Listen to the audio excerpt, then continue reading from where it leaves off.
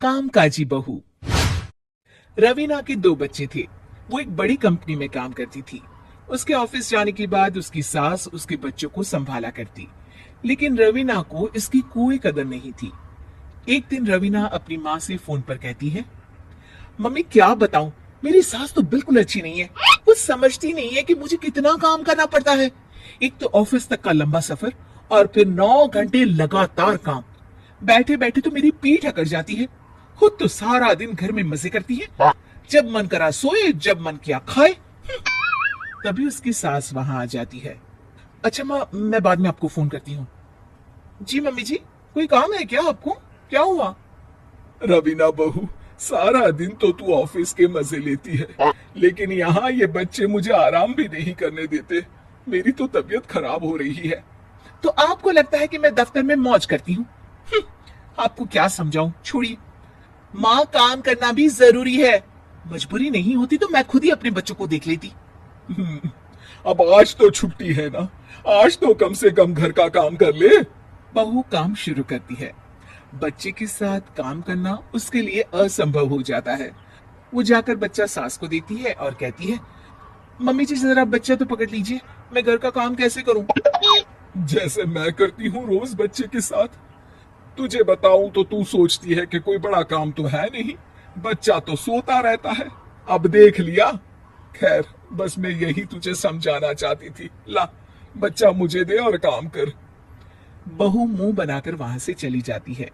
वो मन में सोचती है, बात तो सही है, बच्चे के साथ घर का काम करना असंभव है। वो किसी तरह काम करती है और अगले दिन ऑफिस के लिए निकल जाती है। ऑफिस में उसकी सहेली उससे कहती है, यार तू तो बड़ी लकी है, तुझे तेरी सास खाना बना कर देती है, बच्चे भी देखती है और तुझे किसी बात की चिंता भी नहीं होने देती। अरे क्या लकी, बदले में मैं उन्हें पूरी कमाई जो दे देती हूँ और अपने बच्चे से दूर रहती हूँ वो अलग। हर किसी को ना दूसरे की प्लेट में ज्यादा घी दिखता है। जा अपना काम कर।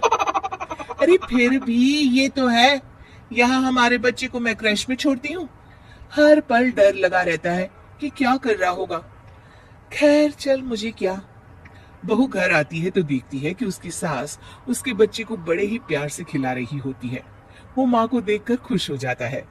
बहू मन में सोचती है कि बात तो सही है, सासू माँ सारा दिन काम करती है, मैं ऑफिस से आकर भी काम नहीं करती हूँ। वो सास के पास जाती है और कहती है, माँ जी थक गई आप?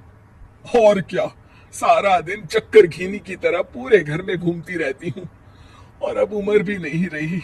लेकिन चल, तू बता क्या हुआ, कुछ काम है क्या? बहू कुछ नहीं कहती, मुस्कुराकर वहां से चली जाती है।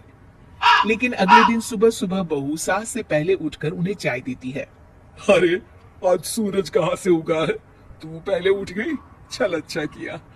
मरने से पहले तेरे हाथ की चाय तो पी ली। चलो अब चलकर किचन में लगूं।